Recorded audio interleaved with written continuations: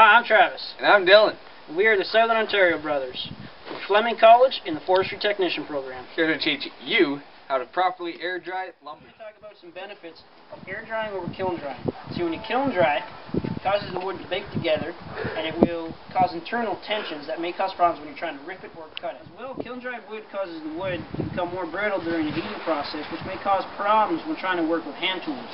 Also, kiln dried wood can cause up to 20% color loss. On top of all those points, it is cheaper to air dry, and it becomes easier to work with when manipulating wood for construction or personal activities. So next you got to find where you're going to be putting your lumber to air dry. First you need to have it in a spot with constant airflow. It cannot be airtight. So something like a barn, a shed, lean-to, anything like that. I've even seen where they use old air raid bunkers from the Second World War for a shed. So long as there's airflow, you'll be fine. I'm going to talk right now how to properly stack in space when you're stacking lumber. So, the first thing is you put down a bunk. What's a bunk? Bunk is any piece of wood that elevates the lumber off the ground. It could be a pallet or just scrap pieces of wood like this.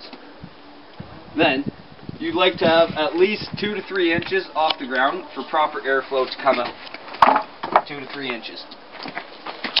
Now, so once you have your lumber down like this, you want to, in between, you'd like to keep them decently spaced so the wood has room to expand and contract with different humidity levels and different weather conditions, although it's stored under a tarp in a barn, whatever.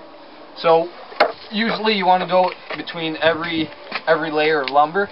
So what we got here is just narrow shims, just enough space so the wood has, like I said, room to contract and expand and breathe. So from here, you just continue to keep stacking the wood on top of it, and you want to keep her at least flush in that, just so it stacks better in that.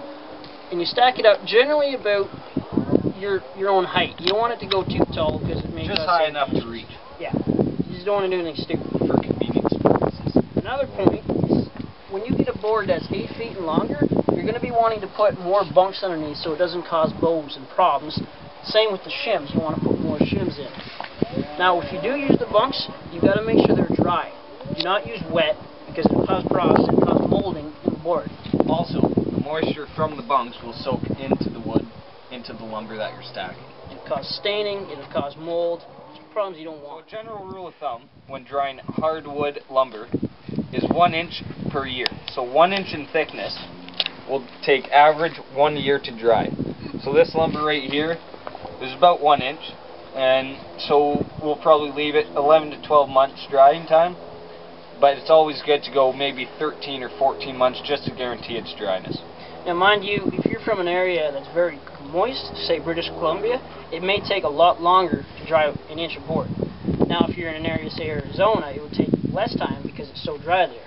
But here in Southern Ontario, Southern Central, it takes about a year to dry 1 inch of board. Well, there you have it. That's how you properly stack and dry lumber. If you have any questions, please comment below and we will try our best to answer them. Thank you very much for viewing.